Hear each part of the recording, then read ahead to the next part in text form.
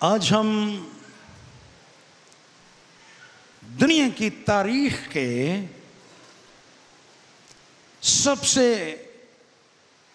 अहम और अजीम तर दिन को सेलिब्रेट करने के लिए, को मनाने के लिए यहां पर जमा हैं। आज हम दुनिया के निजात दहिंदा खुदावंद यीशु अल मसीह की जात से वाबस्ता एक सच्चाई को सेलिब्रेट कर रहे हैं। खुदावंद यीशु अल मसीह जो रोमी हुकूमत की तरफ से मिलने वाली सजा के नतीजे में आज से तकरीबन 2000 बरस पेशतर लकड़ी की सलीब पर मसलूब हुआ और वो मर गया और दफन हुआ और तीसरे दिन मुर्दों में से जी उठा।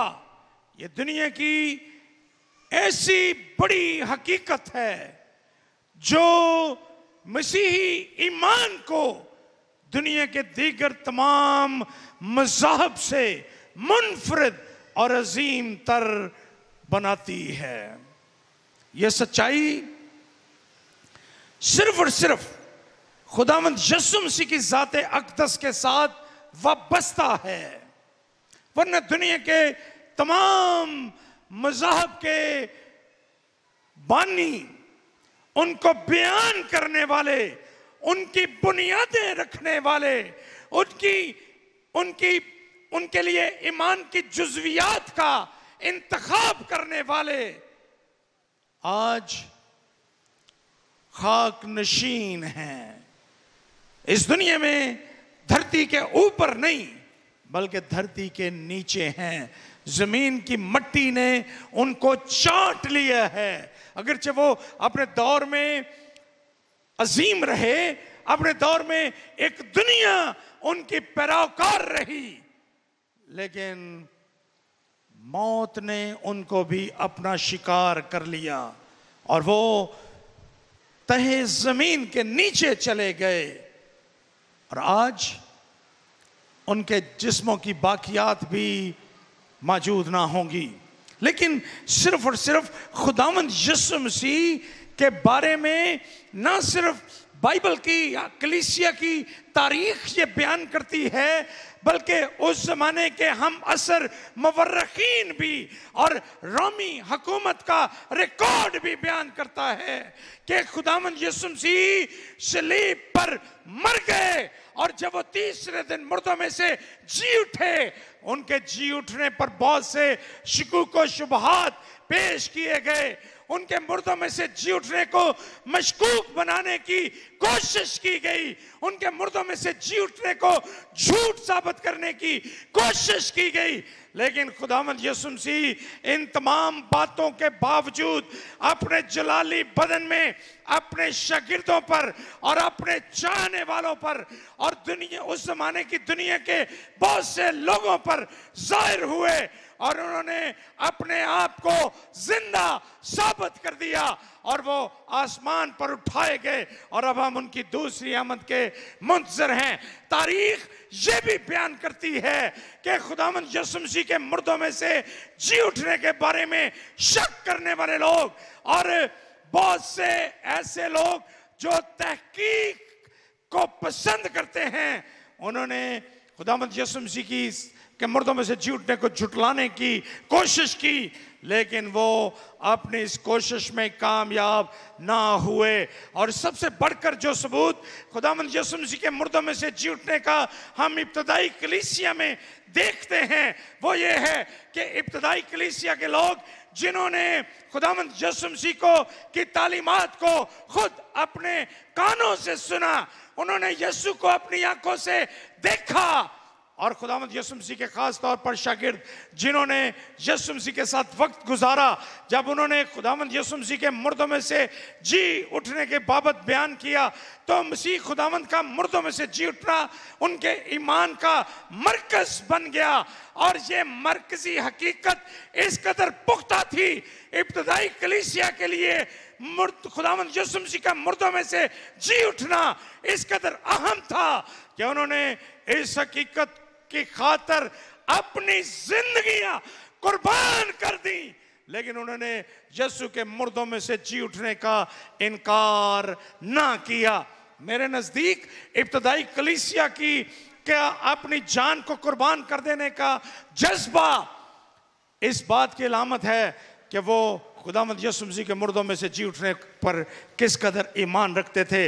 वो जानते थे कि चूंकि उनका निजात देने वाला कब्र और मौत पर फतह पा चुका है, उसने मौत को ललकारा है और उसने ये कहा है, ए मौत तेरा डंक कहां रहा। चूंकि उसने मौत का सामना करके उसके डंक को निकाल दिया है, इसलिए वो अपनी जानें कुर्बान करने के लिए तैयार थे। वो जानते थे कि जैसा उनका निजात दहिंदा जी उठा है, बिल्कुल इसी तरह से वो उनको भी जो उस पर ईमान रखते हैं, जब वो अपनी जानें कुर्बान करेंगे तो वो उनको जिंदगी बख्शेगा। उनके नजदीक खुदावंद यीशु मसीह का मुर्दों में से जी उठना नई या अबदी जिंदगी की जमानत था। मेरे नजदीक बाइबल का तालिब इल्म होने की हैसियत से इससे बढ़कर और कोई सबूत नहीं है जिसको हम बुनियाद बना सकें कि किस तरह से इब्तदाई ईमानदार अपनी जान कुर्बान करने के लिए तैयार रहे और ख़ास तौर पर यीशु मसीह के शागिर्द किस तरह से अपनी जिंदगियों को शहादत के दर्जे पर उन्होंने पहुंचाया, लेकिन उन्होंने खुदावंद यीशु मसीह के मुर्दों में से जी उठने का इनकार ना किया। पतरस जो खुदावंद यीशु मसीह के मसलूब होने से पहले 3 मरतबा उनका इनकार करता है, जब खुदावंद यीशु मसीह मुर्दों में से जी उठने के बाद उस पर जाहिर हुए तो वो हर जगह और हर मकाम पर खुदावंद यीशु मसीह की सलीबी मौत और उनके मुर्दों में से जी उठने का जिक्र करता है। आप अमाल की किताब में मुकद्दस पतरस के जो मवाज़ात हैं उनका मुताला कीजिए, आपको पतरस का हर एक वाज खुदावंद यीशु मसीह के मुर्दों में से जी उठने के कंटेंट पर मबनी नजर आएगा। उसका एक भी पैगाम ऐसा नहीं है जिसमें वो खुदावंद यीशु मसीह के मुर्दों में से जी उठने का जिक्र ना करता हो। इसलिए ये हमारे ईमान का जौहर है, खुदावंद यीशु मसीह का की सलीबी मौत और फिर उसका मुर्दों में से जी उठना, ये हमारे ईमान का जौहर है और इसके बगैर हमारा ईमान मुकम्मल नहीं होता।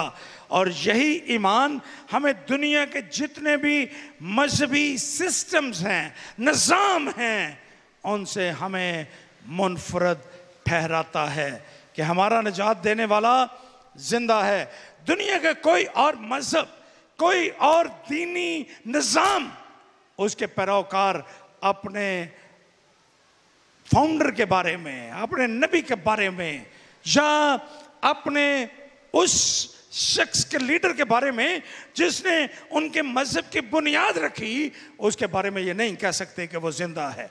सिर्फ और सिर्फ मैं और आप जो खुदावंद यीशु मसीह पर ईमान रखते हैं, हम ये कह सकते हैं कि हमारा निजात दहिंदा जिंदा है।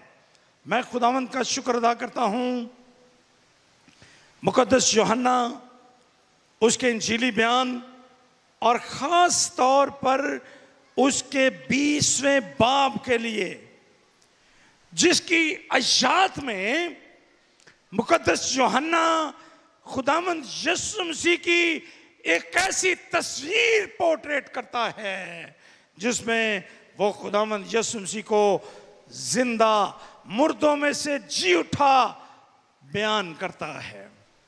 हमारा निजात देने वाला, हमारा मुन्नजी वो जिंदा है और वो मुर्दों में से जी उठा है। वो मरकर जिंदा हुआ है। ये मुकद्दस यूहन्ना अपने इंजीली बयान और उसके 20वें बाब में बयान करता है। मैं चाहता हूं कि मैंने इस पर एक मरतबा पहले भी कलाम पेश किया, गालबन पिछले ईस्टर पर। इसकी पहली 10 आयत पर मैंने कलाम पेश किया था ईस्टर के मौके पर, अगर आपको याद हो कि ना याद हो।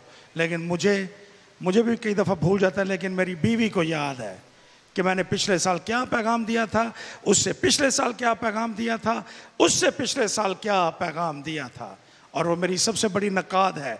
उसने मुझे कुछ हफ्ते पहले अपने सारे पैगामात जो गुजरे बरसों में, चंद बरसों में मैंने दिए, उनका रिकॉर्ड उसने मुझे फराहम किया।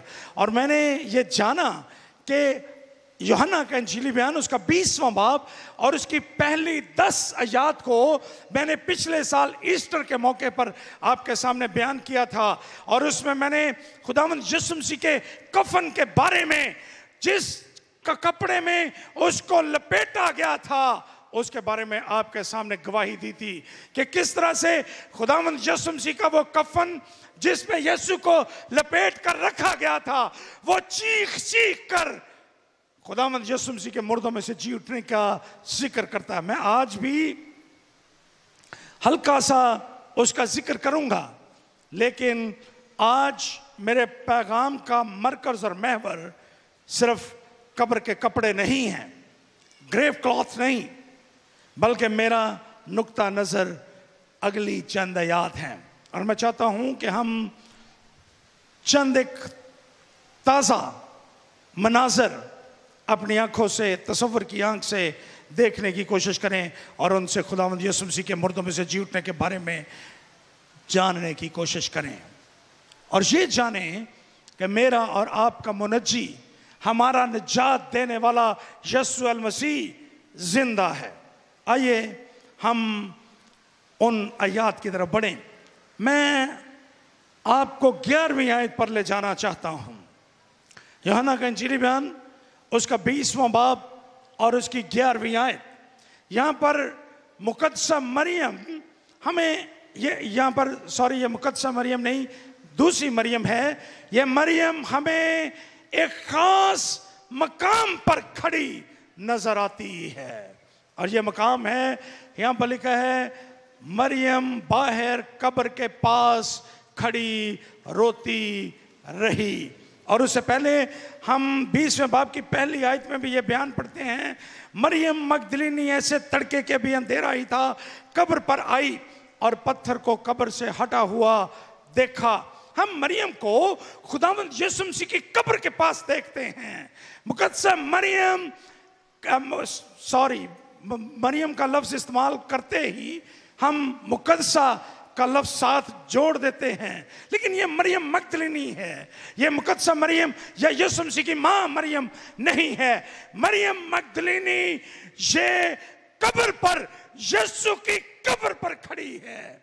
हम 20वें बाब की पहली आयत में और फिर 11वीं आयत में उसको कब्र के पास देखते हैं। इन दोनों मर्तबा जो जिक्र किया गया उसका कब्र पर, उनके दरमियान एक बहुत बड़ा वाकया पेश आया था। मरियम कब्र पर आई, अभी अंधेरा था, अभी सूरज तलू नहीं हुआ था, अभी रोशनी नहीं हुई थी जब वो वहां पर पहुंची। लेकिन उसने कब्र के पत्थर को हटा हुआ देखा। यह उसके लिए बड़े अचंभे की बात थी, एक हैरान कर देने वाली बात थी, क्योंकि उस पत्थर को किसी का हटाना ये नामुमकिन नजर आता था। वो एक वजनी पत्थर है और उस पर रोमी सील की गई है। कोई शख्स रोमी हुकूमत, गवर्नमेंट की मंजूरी के बगैर उस पत्थर को हटा नहीं सकता था। अगर वो हल्का, वजन में हल्का भी होता तो रोमी सील उसको वजनी बना देती कि इस कब्र के पत्थर के पीछे रोमी हुकूमत का इख्तियार पोशीदा है और कोई शख्स, कोई इंसान इस पत्थर को हटा नहीं सकता रोमी गवर्नमेंट की मर्जी के बगैर। लेकिन जब मरियम पत्थर को हटा हुआ देखती है तो वो अचंभे का शिकार हो जाती है, वो हैरान रह जाती है और वो भागती हुई, यहां पर लिखा है, वो दौड़ी हुई गई और उसने जाकर यीशु के शागिर्दों से, पतरस और दूसरे शागिर्द, यानी यहां पर दूसरे शागिर्द से मुराद यूहन्ना है, उनको जाकर ये बताती है कि वो जाकर उनसे कहती है खुदावंद को कब्र से निकाल ले गए और हमें मालूम नहीं उसे कहां रख दिया। ये एक हैरान कर देने वाली खबर थी शागिर्दों के लिए भी, इसलिए शागिर्द दौड़ते हुए कब्र पर आते हैं और यहां पर लिखा है पतरस और वो दूसरा शागिर्द निकलकर कब्र की तरफ चले और दोनों साथ साथ दौड़े, मगर वो दूसरा शागिर्द यानी यूहन्ना पतरस से आगे बढ़कर कब्र पर पहले पहुंचा और जब उसने नजर की तो क्या देखता है कि सूती कपड़े पड़े हुए हैं मगर अंदर ना गया। सिर्फ उसने बाहरी से उन कपड़ों को यानी खुदावंद यीशु मसीह के कफन को देखा, लेकिन वो अंदर ना गया। यूहन्ना पीछे पतरस पहुंचा और पतरस कब्र के अंदर जाकर देखता है कि सूती कपड़े पड़े हैं और वो रुमाल जो उसके सर से बंधा हुआ था सूती कपड़ों के साथ नहीं बल्कि लिपटा हुआ एक अलग जगह पर पड़ा है। मैंने तफसील के साथ पिछले ईस्टर के मौके पर, ईद क़यामत अल मसीह के मौके पर आपके सामने उस जमाने के उस दस्तूर का बयान किया था जो तदफीन के रस्म और रिवाज थे। हम ये भी जानते हैं कि खुदावंद यीशु मसीह को बेशुमार मुर के साथ, खुशबूदार मसालों के साथ दफन किया गया था और वो कपड़ा जो सूती कपड़ा है जो पट्टियों की शक्ल में लपेटा जाता था, जिनके अंदर तय दर तय मसाले रखे जाते थे, जिनमें मुर शामिल होता था, जो चंद ही घंटों के बाद सख्त होकर प्लास्टर की शक्ल इख्तियार कर लेता था। जिस तरह से टूटी हड्डियों पर प्लास्टर चढ़ाया जाता है उस तरह से ये शक्ल इख्तियार कर लेता था। गोया ये कोकून की शक्ल बन जाता था। इसको काटे बगैर इसमें से किसी लाश को निकाला नहीं जा सकता था। अगर कोई चोर, अगर कोई डाकू जो मुर्दे चुराने वाला होता, अगर वो यीशु की लाश को चुराता तो वह कभी उसकी लाश के कपड़ों को, उस कफन को वहां ना पड़े रहने देता, बल्कि वो उनके समेत उसको चुराता। अगर रोमी गवर्नमेंट या यहूदी उसकी लाश को एक जगह से दूसरी जगह पर मुंतकिल करते तो वो भी उसको कब्र के कफन के बगैर उनके लिए भी यह करना नामुमकिन था। वो उसको काटे बगैर उसमें से लाश को, डेड बॉडी को निकाल नहीं सकते थे। इसलिए उनकी मजबूरी थी कि उसके या तो काटें या उसके साथ ही लाश को दूसरी जगह पर मुंतकिल करें। इसलिए जब शागिर्दों ने यीशु के कफन को देखा कि वो उसको कोई जरर नहीं पहुंची और वो काटा नहीं गया और वो बिल्कुल कोकून की तरह पड़ा है, गोया कोई लाश जो इस जिस्मानी बदन पर मबनी ना हो, वो उसमें से गोया रूह की तरह निकल गई हो और वो खाली खौल वहां पर पड़ा था। और सबसे बढ़कर ये कि यहाँ पर लिखा है कि वो रुमाल जो उसके सर से बंधा हुआ था सूती कपड़ों के साथ नहीं बल्कि लिपटा हुआ अलग जगह पर पड़ा था।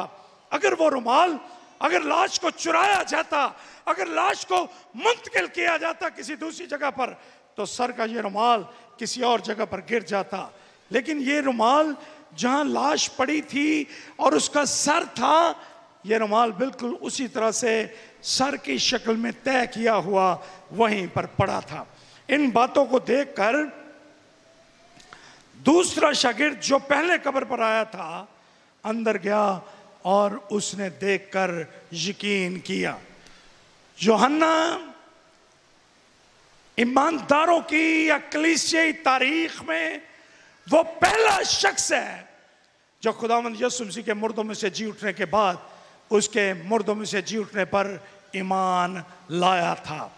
अगरचे पतरस भी वहां पर मौजूद था, लेकिन यूहन्ना पहले ईमान लाया।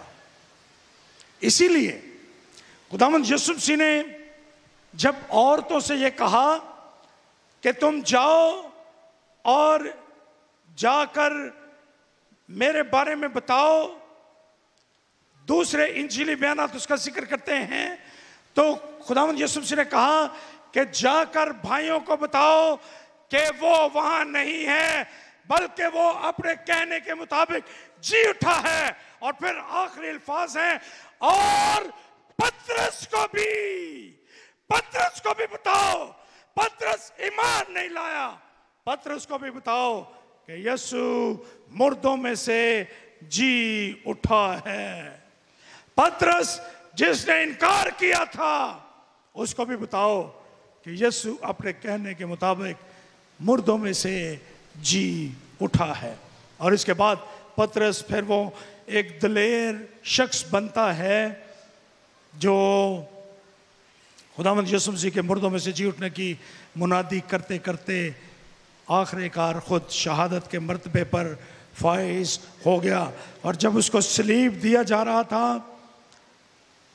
तो उसने ये कहा कि मुझे उल्टा सलीब पर लटकाओ, यानी मेरा सर नीचे कर दो, क्योंकि मेरा यीशु सलीब पर सीधा लटकाया गया था।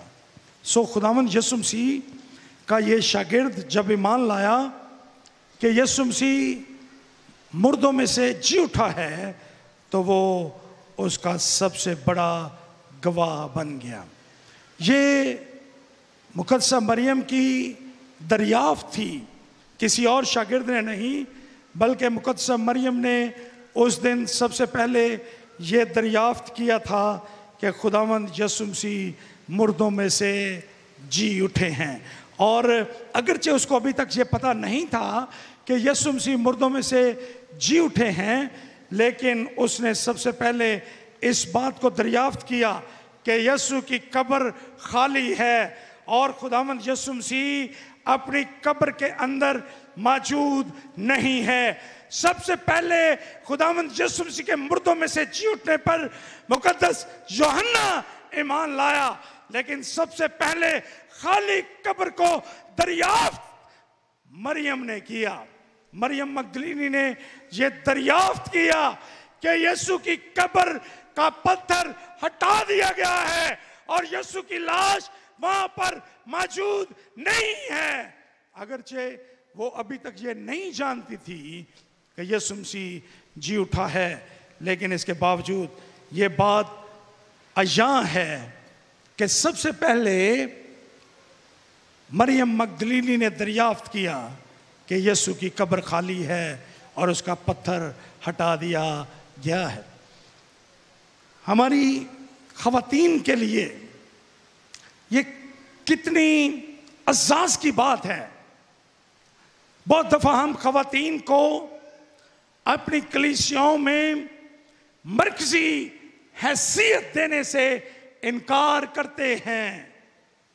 बतौर एल्डर, बतौर मुबश्शिर, दुनिया में बहुत से लोग अभी तक ख़वातीन को कबूल करने के लिए तैयार नहीं हैं, लेकिन याद रहे कि सबसे पहले यीशु की खाली कब्र को दरियाफ्त करने वाली कोई मर्द नहीं था, बल्कि वो मरियम मगदलीनी थी जिसने दरियाफ्त किया कि यीशु की कब्र खाली है और उसने जाकर शागिर्दों को इतला दी। अगरचे वो खुद अभी तक ईमान नहीं लाई, हम आगे देखेंगे कि किस तरह से वो ईमान लाई, लेकिन ये बात सच है कि सबसे पहले मुकद्दसा मरियम ने यीशु की कब्र को खाली दरियाफ्त किया था। आज हम सब ईमान रखते हैं, लेकिन हमारे ईमान की बुनियाद रखने वाली एक खातून है जिसने कब्र को खाली दरियाफ्त किया था। मुझे ये बात कहने में किसी किस्म की कोई हिचकिचाहट नहीं है कि सेंट पॉल प्रेस्बिटेरियन चर्च ख़वातीन के मामले में किसी किस्म की कम ज़र्फ़ी का शिकार नहीं है, बल्कि हमारी कलीसिया का सबसे मजबूत, जानदार और अमीर और खुद कफील जो विंग है, जो डिपार्टमेंट है, वो खवातीन का डिपार्टमेंट है। खवातीन, ये मेरे दिल की बात थी जो आपने पूरी की। क्या आपने खवातीन के लिए तालियां बजाई हैं? हमारे चर्च का सबसे मजबूत और खुद कफील जो डिपार्टमेंट है वो खवातीन है। इसलिए हम उनके मामले में किसी किस्म की कमजरफी का शिकार नहीं हैं। दूसरी बात जो मैं मरियम के बारे में आपके साथ आज रखना चाहता हूं, पहली बात मैंने बयान की मरियम किस मकाम पर थी। दूसरी बात, मैं मरियम की कमिटमेंट का बयान करना चाहता हूं, मरियम की मुस्तकिल मिजाजी का बयान करना चाहता हूं। उसने कब्र को देखा, पत्थर हटा हुआ है, वो भाग कर गई और उसने पतरस और यूहन्ना को बताया, पतरस, यूहन्ना, जल्दी आओ, कब्र का पत्थर हटा दिया गया है और यीशु की लाश वहां पर नहीं है। शागिर्द वहां पर आए, उन्होंने आकर कब्र के अंदर गए, उन्होंने जाकर कफन को देखा, ईमान लाया। यूहन्ना और पतरस ने भी बगौर मुआयना किया और वो वापस अपने घरों को चले गए। यहां पर लिखा है, बस चूंकि वो अब तक उस नविश्ते को ना जानते थे जिसके मुताबिक उसका मुर्दों में से जी उठना जरूर था, बस ये शागिर्द अपने घर को वापस गए। ये वापस लौट गए। अभी मुंह अंधेरा है, अभी सूरज तुलू नहीं हुआ, कब्रिस्तान है, बाग है, दरख्त हैं, उनके साए हैं। मरियम खौफजदा नहीं होती। दोनों शागिर्द वापस लौट गए, लेकिन मरियम 11वीं आयत, मरियम बाहर कब्र के पास खड़ी रोती रही। उसकी मुश्किल मिजाजी पर गौर कीजिए। खवातीन हकीकत में मुश्किल मिजाज होती हैं, मर्द जरा उनकी मुश्किल मिजाजी कम होती है। मर्द डाइटिंग करने की कोशिश करते हैं, 1-2 दिन के बाद छोड़ देते हैं, फिर पराठे। लेकिन खवातीन को कहीं देखिए, इतनी मुश्किल मिजाज हैं कि हर रोज स्केल पे खड़ी होती हैं और अपने वजन को 1 ग्राम भी बढ़ने नहीं देती। कुछ खवातीन, मैं सबकी बात नहीं कर रहा। तो आप उनकी मुश्किल मिजाजी का अंदाजा कीजिए। ये कुदरत ने, नेचर ने यह मुश्किल मिजाजी खवातीन को दे रखी है। हम मर्दों के पास ये डिवोशन, मुश्किल मिजाजी कम होती है, लेकिन खवातीन हमारी हर तरह की कमजोरियों, हमारी हर तरह की बातों को कबूल करके हमारे साथ सारी जिंदगी बिता देती हैं। ये उनकी मुश्किल मिजाजी है। ये ना समझे कि हम बड़े अच्छे हैं, कम से कम मैं नहीं, लेकिन खवातीन हमें बर्दाश्त करके सारी जिंदगी हमारे साथ बता देती है। मुश्किल मिजाजी, ये कुदरत ने उनकी जात में वस्फ रखा है। अब मरियम पर गौर कीजिए। शागिर्द अपने घरों को बहुत चलो देख लांगे, लेकिन मरियम कब्र पर खड़ी रही। उसको कोई डर नहीं है कि कब्रिस्तान में है वो, उसको किसी चीज से कोई डर नहीं है, बल्कि उसकी मोहब्बत ने उसको मजबूर कर रखा है। अगर आप मरकज का इंजीली बयान उसका 16वां बाब, मरकज का इंजीली बयान और उसका 16वां बाब देखें, वहां पर 16वें बाब की 9वीं आयत में, मरकज 16वां बाब और उसकी 9वीं आयत में हमें यह बयान मिलता है, हफ्ते के पहले रोज जब वो सवेरे जी उठा तो पहले मरियम मगदलिनी को, जिसमें से उसने 7 बदरूहें निकाली थी, वो कब्र पर खड़ी थी। ये मरियम मगदलीनी कौन सी मरियम थी जिसमें से यीशु ने 7 बदरूहें निकाली थी? आप अंदाजा कीजिए। मुझे नहीं पता आपने कभी किसी बदरू गिरफ्ता खातून को देखा हो, लेकिन मैंने अपनी जिंदगी में बेशुमार आसेब ज़दा बदरू गिरफ्ता खवातीन को देखा है। उनका जहन, उनकी सोच अपने इख्तियार में नहीं होती। जब बदरूहें उनको बेहाल कर देती हैं, ना उनको अपने कपड़ों की फिक्र होती है, ना अपने जिस्म को छुपाने की फिक्र होती है, कुछ भी नहीं होता। और मैंने बेशुमार मौक़ों पर बदरू गिरफ्ता खवातीन को बेहाल होते हुए देखा है। ये खातून इसमें से एक नहीं, 2 नहीं, बल्कि कितनी बदरूहें यीशु ने निकाली? 7 बदरूहें। आप अंदाजा कीजिए, जब यीशु ने इसको इन बदरूहों से आजाद किया तो ये यीशु की कितनी गर्विदा हो गई, इसको यीशु से कितना प्यार हो गया, इसकी मोहब्बत, इसकी निजात जो यीशु ने इसको बख्शी थी, 7 बदरूहों से निजात, उस निजात ने इसको मोहब्बत से मामूर कर दिया। और इसकी निजात और इसकी मोहब्बत ने इसको मजबूर कर दिया कि यीशु की कब्र पर खड़ी रहे। इसको यीशु से मोहब्बत है, इसको यीशु जो उसका मुनज्जी है, ये जानती है कि यीशु ने दुनिया की सबसे बड़ी तकलीफ से, गुनाहों से, शैतान से इसको आजाद किया था। इसलिए ये कब्र पर खड़ी है और इसकी मोहब्बत, इसके डिवोशन ने इसको मजबूर कर दिया कि ये वहां पर खड़ी रहे। ये कब्र पर खड़ी है और ये वहां पर रो रही है।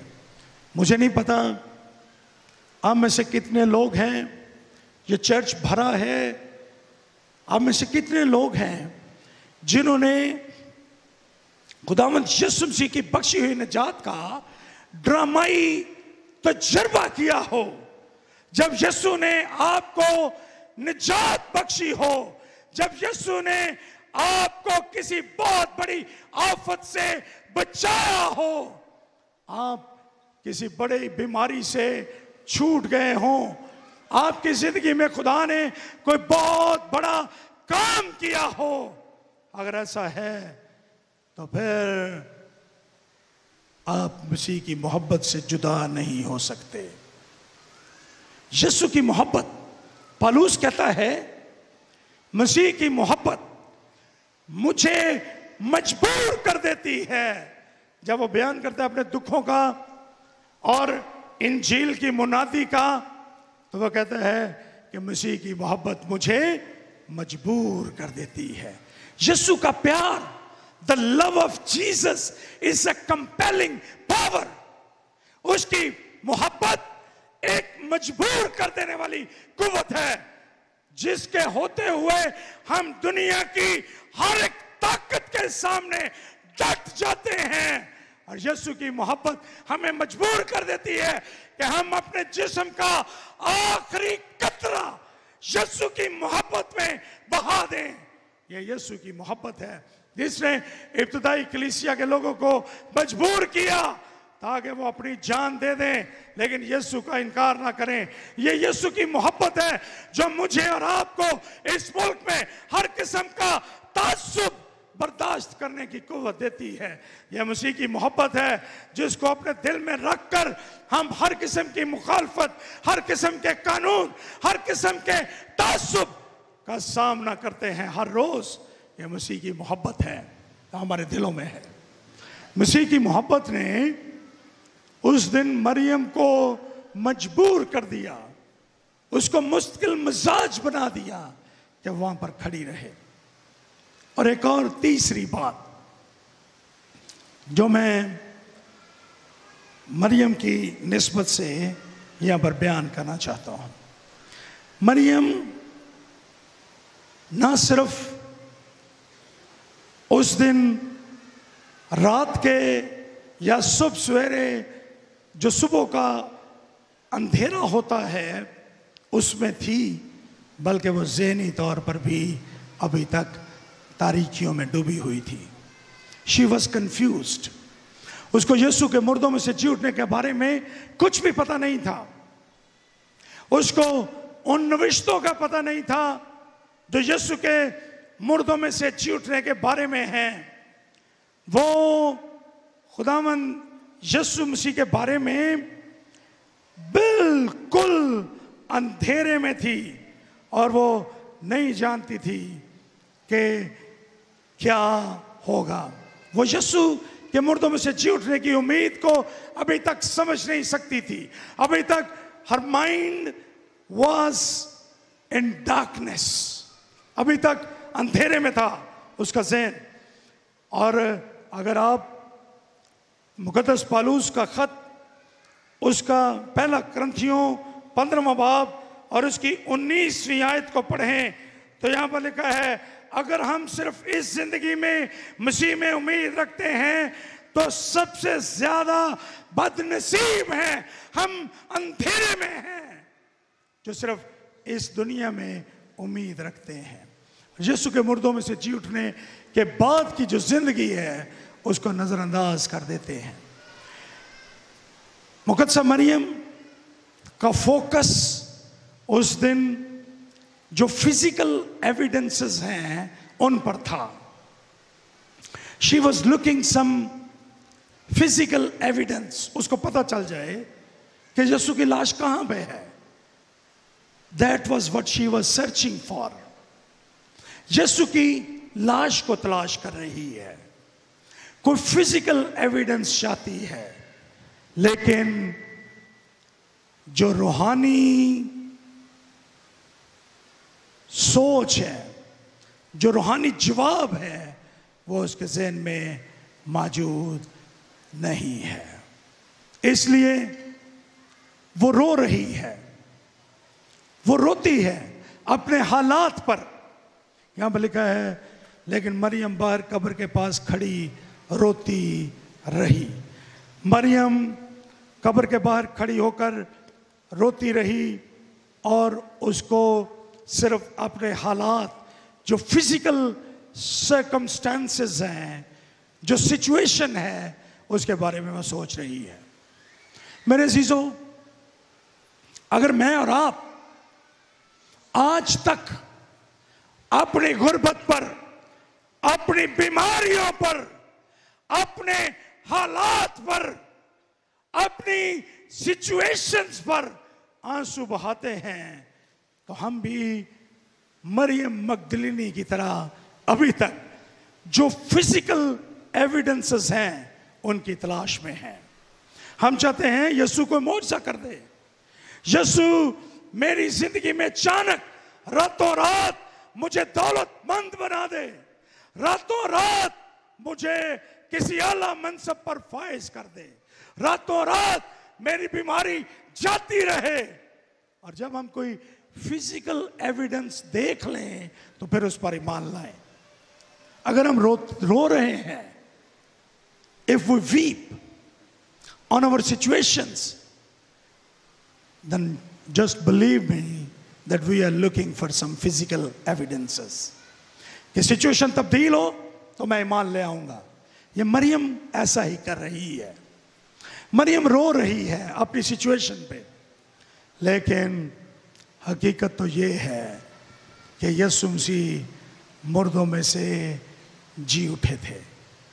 अगर हम मुर्दों में से जी उठे मसीह पर ईमान रखते हैं तो हमारी जिंदगी must be a joyful life, पुरलुत्फ जिंदगी होनी चाहिए, खुश जिंदगी होनी चाहिए। इसमें कोई शक नहीं कि कभी कभी बड़ी डार्क लम्हात हमारी जिंदगी में आते हैं, लेकिन इसके बावजूद हम अगर यीशु के मुर्दों में से जी उठने पर ईमान रखते हैं तो दुनिया की कोई ताकत हमें ज़्यादा देर तक गमगीन नहीं कर सकती। रात को तकरीबन 12 साढ़े 12 बजे हम यहाँ पर बैठे थे और अंकल अमानत मेरे पास बैठे थे। वो अपने बच्चों को बता रहे थे, हम बातचीत कर रहे थे, तो कहते हैं कि पादरी साहब बड़ी मुश्किलात इन्होंने देखी हैं और देख रहे हैं, लेकिन मैंने कभी फिक्रमंद इनको नहीं देखा। इसमें कोई शक नहीं। मैंने कोई भी पाकिस्तानी शख्स, मसीही, अगर इस मुल्क में रहकर इंतहाई हालात देख सकता है, मैंने देखे हैं, लेकिन आज तक कभी किसी सिचुएशन ने मुझे डामाडोल नहीं किया। खड़ा रहना मजबूत और खुश रहना। मुझे पता है हालात ये चंद रोजा होते हैं, उसके बाद बदल जाते हैं, और मैंने हालात को बदलते हुए अपनी आंखों से देखा है। So a Christian life must be a joyful life. अगर हम मसीह के जी उठे, अगर हम जी उठे मसीह पर ईमान रखते हैं, अगर हमारा ईमान जी उठे मसीह पर नहीं है, तो फिर हम रोएंगे मरियम की तरह, क्योंकि वो अभी तक नहीं जानती कि यीशु जी उठा है। मैं खुदा का शुक्र अदा करता हूं कि मैं एक जिंदा नजात दहिंदा की खिदमत करता हूं। मैं जानता हूं कि वो आज भी दुनिया में जिंदा है। मैं जानता हूं कि वो जिंदा रहेगा। मैं जानता हूं कि दुनिया उसके बारे में जो कुछ मर्जी कहे, लेकिन मेरा नजात दहिंदा जिंदा है। मैंने उसके रहम भरे हाथ को अपनी जिंदगी में उसका तजुर्बा किया है। मैंने उसकी मीठी आवाज को सुना है। मैंने बुरे हालात में भी सिर्फ उसकी जरूरत को महसूस किया है। वो हमेशा मेरे करीब है, वो हमेशा मेरे साथ है, और वो मेरे साथ जिंदा खुदा के तौर पर रहता है। वो मेरे साथ चलता है, वो मेरी मदद करता है, वो हमें हालात में से निकालता है। और जब हम तंग रास्तों पर चल रहे होते हैं, उस वक्त भी वो मेरे साथ मौजूद होता है। वो अपनी निजात मुझे और हमें बख्शता है। वो हमारे दिलों में रहता है, इसलिए हम खुश होते हैं, हम अपनी आवाज को बुलंद करते हैं, और हम उसके लिए उस उम्मीद की वजह से जो उसने हमें बख्शी है, हम उससे मदद को हासिल करते हैं। और मैं जानता हूं कि उसके सिवा कोई उस जितनी मोहब्बत मुझसे नहीं कर सकता। वो बहुत भला और मेहरबान खुदावंद यीशु मसीह है, इसलिए उसकी खिदमत मेरे और आपके लिए बाइस से फख्र है। मरियम रो रही थी उस कब्र के पास खड़े होकर, क्योंकि वो अभी तक खुदावंद यीशु मसीह से ना वाकिफ थी। लेकिन जब हम यीशु के मुर्दों में से जी उठने से वाकिफ हो जाते हैं, उस पर ईमान ले आते हैं, तो ये हमारे लिए उम्मीद का एक ऐसा पैगाम बनता है जो कभी हमें ज़्यादा देर तक रोने नहीं देता। और मरियम भी ज़्यादा देर तक रोती ना रही। आइए एक और चीज़ देखें। मैंने मरियम के बारे में चंद एक बातें बयान की हैं।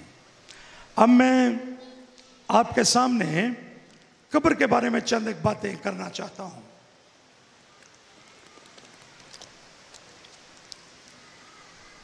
यहां पर 12वीं और 13वीं आयत में मरियम ने अंदर नजर की तो क्या देखा?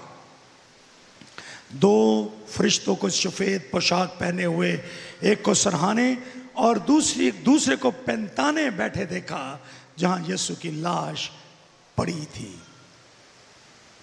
2 फरिश्ते उसको नजर आते हैं, एक सरहाने हैं और दूसरा पैंताने है, जहां यीशु की लाश पड़ी थी। 2 का अदद हमारी बल्कि पूरी दुनिया की जो जुडिशरी है, अदालती निज़ाम है, उसमें एक बड़ा ख़ास अदद है। अदालत में आम तौर पर 2 गवाहों को तलब किया जाता है। 2 गवाहों की गवाही को किसी एक नुक्ते पर शहादत तस्लीम किया जाता है। बाइबल मुकद्दस मुकाशफा की किताब भी 2 गवाहों का जिक्र करती है। यहूदियों के जुडिशरी सिस्टम में भी 2 गवाहों को बड़ी अहमियत थी। सो ये 2 फरिश्ते मेरे नजदीक विटनेस हैं, गवाही हैं, शहादत हैं खुदावंद यीशु मसीह के मुर्दों में से जी उठने की। और ये बयान करते हैं कि ये पैगाम जो वो दे रहे हैं ये सच है, ये हकीकत पर मबनी है। और वो मत्ती के इंजीली बयान उसके 28वें बाब उसकी 5वीं आयत में और 6ठी आयत में औरतों से ये गवाही उनको देते हैं। उन्होंने कहा तुम ना डरो, क्योंकि मैं जानता हूं कि तुम यीशु को ढूंढती हो, जो मसलूब हुआ था वो यहां नहीं है बल्कि अपने कहने के मुताबिक जी उठा। आओ ये जगह देखो जहां खुदावंद पड़ा था। ये गवाही है जो ये फरिश्ते मरियम को दे रहे हैं। सो उनकी मौजूदगी एक बहुत बड़ी शहादत है कि यीशु मसीह मुर्दों में से जी उठे थे। दूसरी बात, उनके बैठने का अंदाज देखिए, एक सरहाने की तरफ और एक पैंताने की तरफ जहां यीशु की लाश पड़ी थी। उनकी वहां पर मौजूदगी और उनको बैठने का अंदाज इन फरिश्तों का ये जाहिर करता है कि कब्र के अंदर कोई हलचल नहीं मची।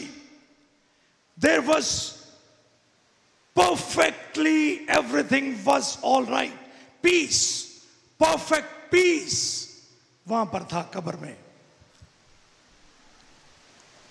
कफन पड़ा है, एक फरिश्ता सरहाने की तरफ, एक पैंताने की तरफ खड़ा है, बैठा है।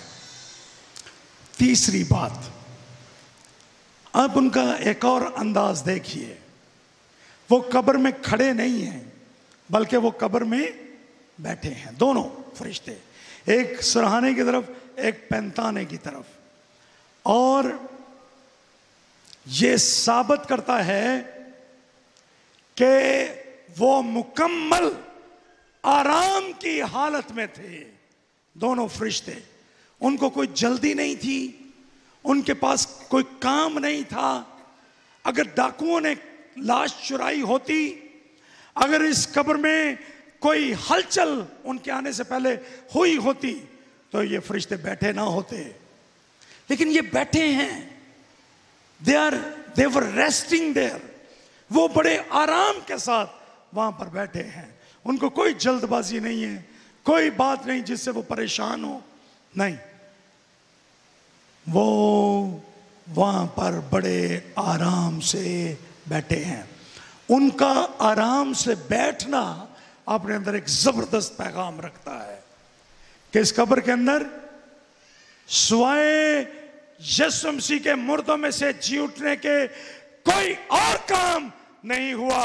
इसमें कोई बैरूनी या सियासी या इंसानी मुदाखलत नहीं हुई, बल्कि दोनों फरिश्ते बड़े आराम के साथ वहां पर बैठे हैं।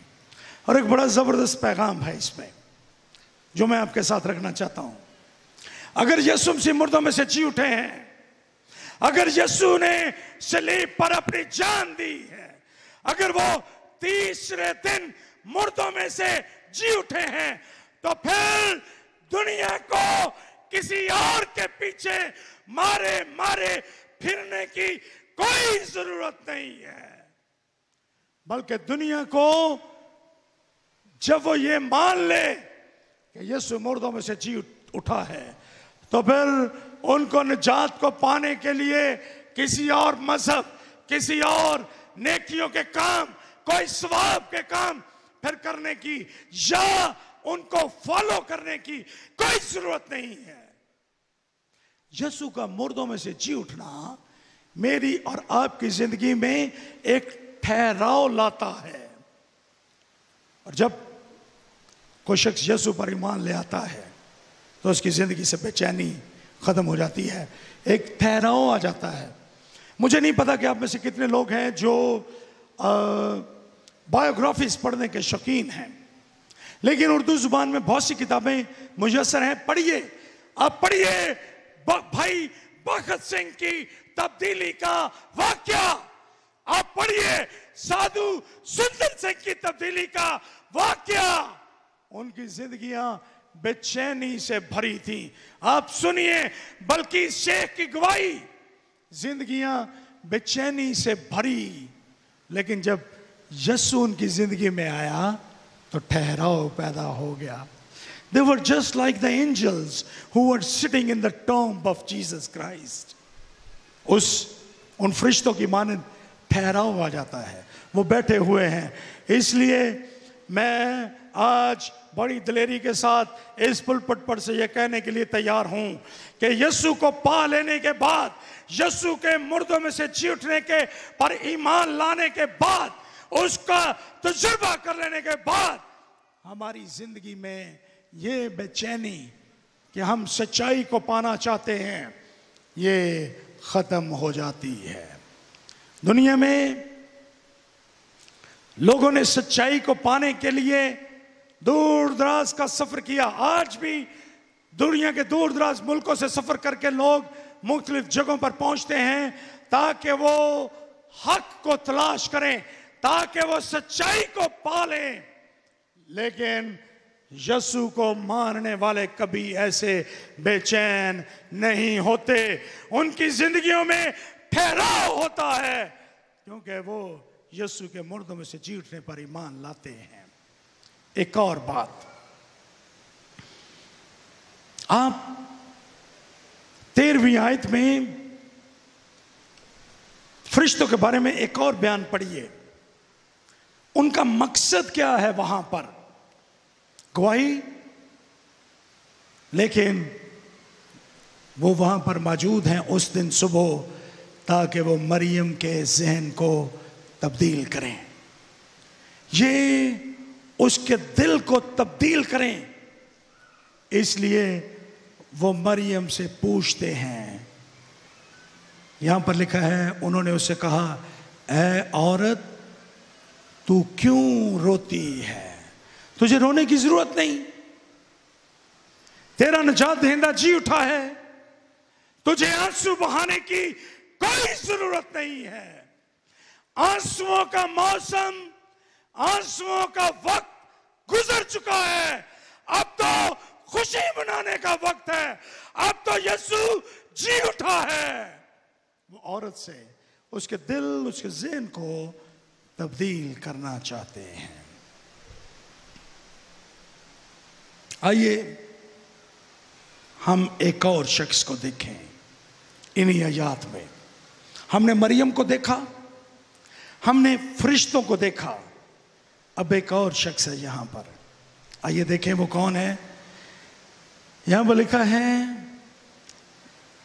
उसने उनसे कहा, इसलिए मैं क्यों रोती हूं? इसलिए मेरे खुदावंद को उठा ले गए हैं और मालूम नहीं कि उसे कहां रखा है। ये कहकर वो पीछे फिरी और किसको खड़े देखा जी? यीशु को खड़े देखा। सो एक और शख्सियत इन आयात में मौजूद है, and that is Jesus himself. Yeshu यहां पर मौजूद है। आइए हम यीशु को मरियम के साथ इस कब्र के बाहर देखें और देखें कि क्या हुआ वहां पर, क्या डायलॉग हुआ, क्या बातें हुई। मरियम कंफ्यूज है। मरियम ये सोच रही है कि यीशु की लाश को कोई उठा कर ले गया है। वो परेशान है, उसकी सोच मुंतशिर है। लेकिन रोते रोते अचानक वो रियलाइज करती है that she was not alone. अकेली नहीं है। कब्र के अंदर फरिश्ते हैं, मरियम कहां पे है? कब्र से बाहर। और वो महसूस करती है जैसे वो कब्र के बाहर भी अकेली नहीं है, कोई और भी है कब्र के बाहर। इसलिए वो पीछे फिरी और उसने अपने पीछे यीशु को खड़े हुए देखा। वाकई वो अकेली नहीं थी, यीशु वहां पर मौजूद थे और वो उसके पास थे। मेरे लिए, बहुत से ईमानदारों के लिए ये आम अल्फाज हो सकते हैं, लेकिन मेरे लिए नहीं। बाइबल का तालिब इल्म होने की हैसियत से मेरे लिए ये लफ्ज बहुत कुव्वत और ताकत से भरे हुए लफ्ज हैं। ये कहकर वो पीछे मुड़ी और यीशु को खड़े देखा। यीशु ने आसमान पर जाने से पहले अपने शागिर्दों से कहा था, आसमान और जमीन का कुल इख्तियार मेरे पास है। और फिर उसने इन्हीं बातों के दौरान यह भी कहा था, देखो मैं दुनिया के आखिर तक तुम्हारे साथ हूं। इब्रानियों के खत में वो कहता है कि यीशु कभी हमें फरामोश नहीं करता। मरियम एक खास सिचुएशन में रो रही थी, परेशान थी, कंफ्यूज थी। पीछे मुड़कर देखा, यीशु खड़े थे।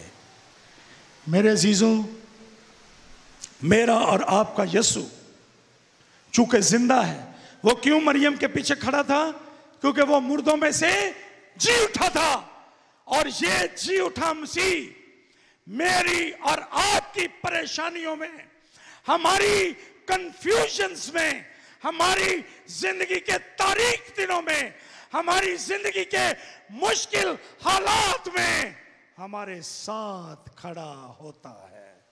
कभी पीछे तो मुड़कर देखिए, यीशु आपके साथ खड़ा होता है। मरियम ने पीछे मुड़कर देखा, यीशु को अपने पीछे खड़ा देखा। यीशु वहां पर मौजूद था। यीशु ने 2 सवाल पूछे मरियम से। अगर कभी आपने गौर से इन आयत को पढ़ा है, 2 सवाल यीशु ने पूछे मरियम से। पहला सवाल यीशु ने उससे पूछा, ए औरत, तू क्यों रोती है? तेरे रोने की वजह क्या है? और दूसरा सवाल यीशु ने पहला तो उससे यह पूछा कि तू क्यों रोती है, हालांकि ये खुशी मनाने का वक्त है। This is the time to rejoice, but you are weeping. Why are you weeping? तू क्यों रोती है? पहला सवाल। और दूसरा सवाल यह था कि तू किसको ढूंढती है? तू मुर्दों में किसको ढूंढती है? जिंदा को? तू मुर्दों में किसको ढूंढती है? ये 2 सवाल मरियम को कुछ याद दिलाने के लिए थे। ये मरियम को याद दिलाने के लिए थे, मरियम याद कर, मैंने लाजर को जिंदा करते वक्त तुझे कहा था। यूहन्ना के इंजीली बयान उसके 11वें बाब और उसकी 25वीं आयत में यह लिखा है, यीशु ने कहा था, क़यामत और जिंदगी मैं हूं। मरियम, मैंने तुझे कहा था, क़यामत और जिंदगी मैं हूं। अमाल की किताब 3 बाब 15वीं आयत में, मैं जिंदगी का मालिक हूं। यूहन्ना के इंजीली बयान 10वें बाब और उसकी 18वीं आयत को बिलाशुबा मरियम ने सुना हुआ था, जब यीशु ने कहा था कि अपनी जान देने का भी इख्तियार मेरे पास है और उसको वापस लेने का इख्तियार भी मेरे पास है। तो क्यों रोती है?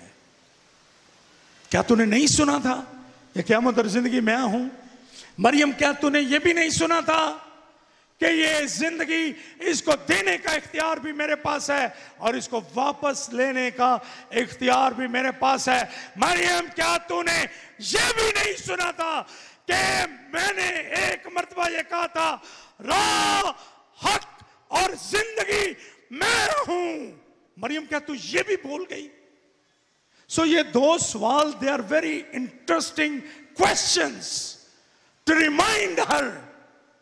जो कुछ मैंने कहा था तू वो क्यों भूल गई है मरियम? तूने क्यों वो बातें याद नहीं रखी?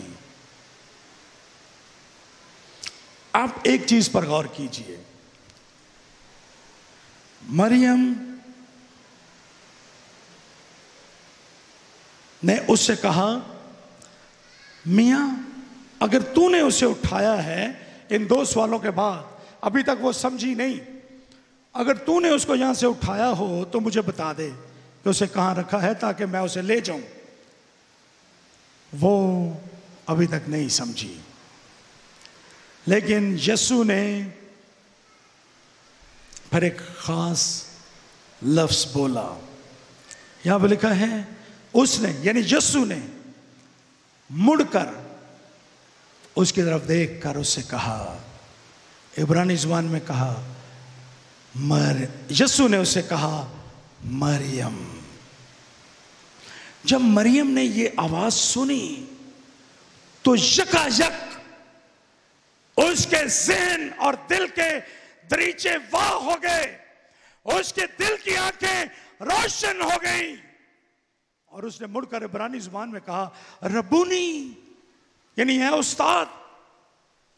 लगता है कि यीशु से जब वो बात कर रही थी, यीशु ने उससे बात की तो वो उस पर नजर नहीं करती, वो वापस मुड़ जाती है दूसरी तरफ। लेकिन जब यीशु ने उसको मुड़ते हुए देखा तो यीशु ने कहा, मरियम। मरियम फौरन मुड़ी और उसे कहा, रब्बूनी, ऐ उस्ताद। ये अंदाज है मरियम और यीशु की इस गुफ्तगू का, विच इज वेरी इंटरेस्टिंग।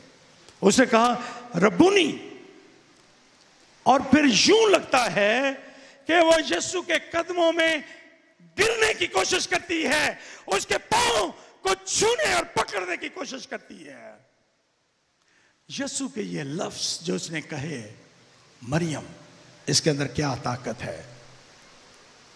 ये दरअसल यीशु के उन अल्फाज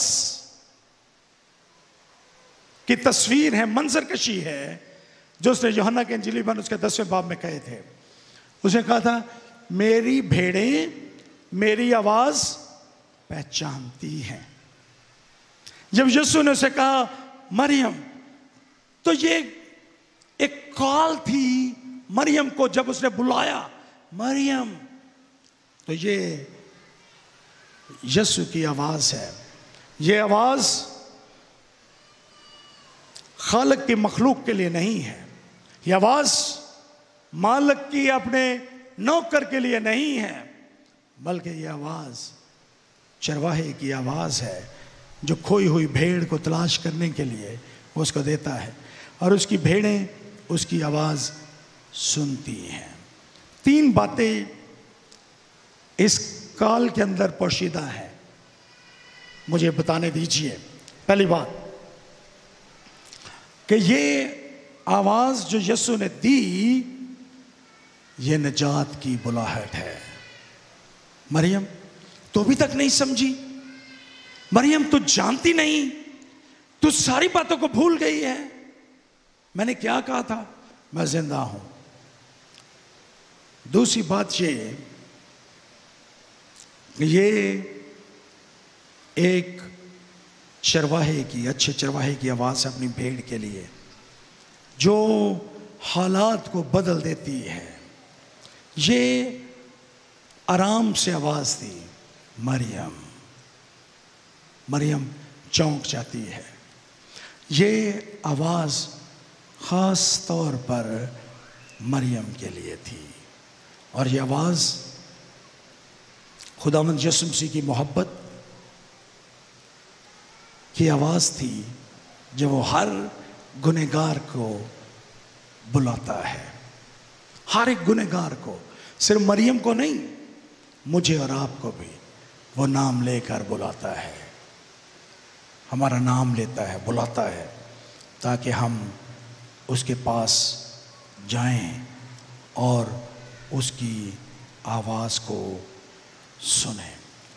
खुदावंद यीशु मसीह ने मरियम को पुकारा और मरियम ने यीशु की आवाज को सुना। और आखिरी बात आज के पैगाम की, हमने मरियम को देखा, फरिश्तों को देखा, और फिर हमने यीशु को देखा आज पैगाम में। आइए हम थोड़ी देर के लिए उस कब्र को भी देखें। बिल्कुल इख्तिताम पे हूं मैं। कब्र खाली थी, यीशु कब्र से बाहर है, यीशु का कफन अंदर पड़ा है, मुर्दों में से जी उठा है। मरियम यीशु के कदमों को छूने की कोशिश करती है जैसे शागिर्द उस्ताद को, लेकिन यीशु कहते हैं कि मरियम अभी मुझे ना छू, क्योंकि मैं अभी तक अपने बाप के पास ऊपर नहीं गया। लेकिन उसने कहा, लेकिन मेरे भाइयों के पास जाकर उनसे कह, मैं अपने बाप और तुम्हारे बाप और अपने खुदा और तुम्हारे खुदा के पास ऊपर जाता हूं। ये खास पैगाम है खाली कब्र का जो यीशु की जुबान से निकला। जाकर भाइयों को बता कि मैं जिंदा हूं।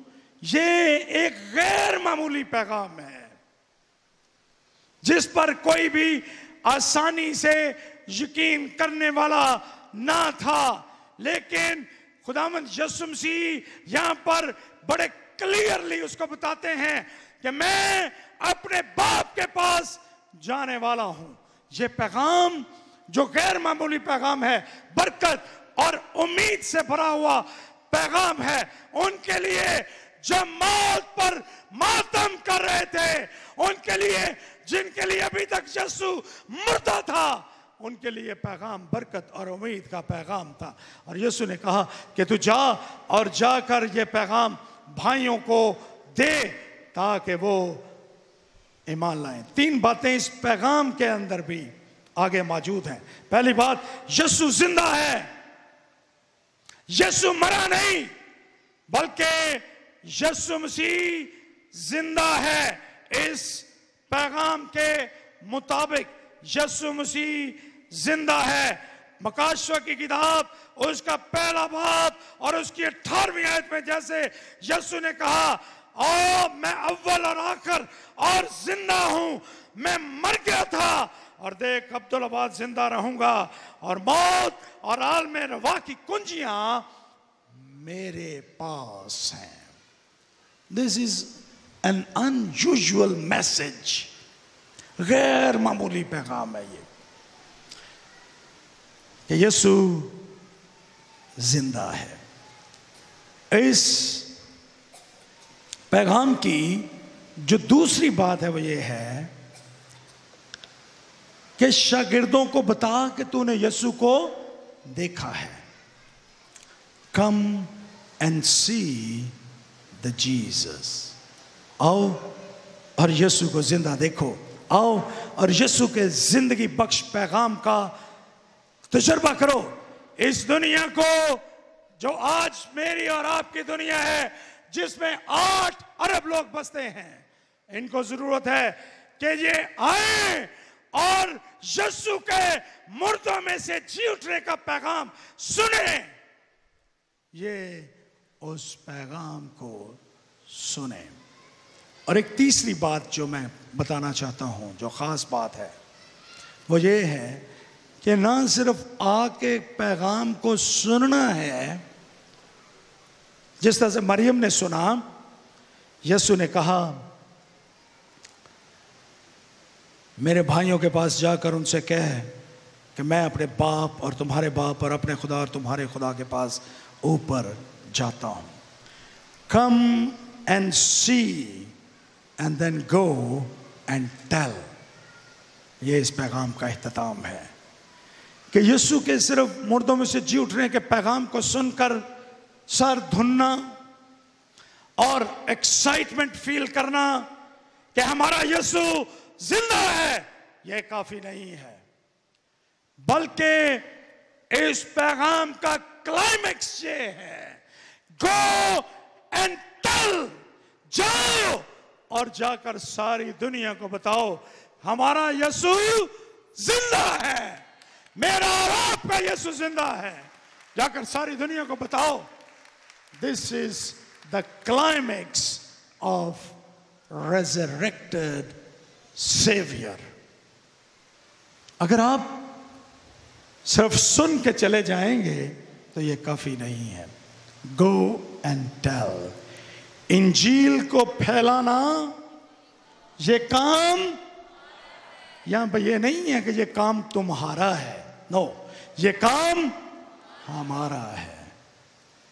Are we fulfilling our duty? क्या हम अपना फर्ज पूरा कर रहे हैं?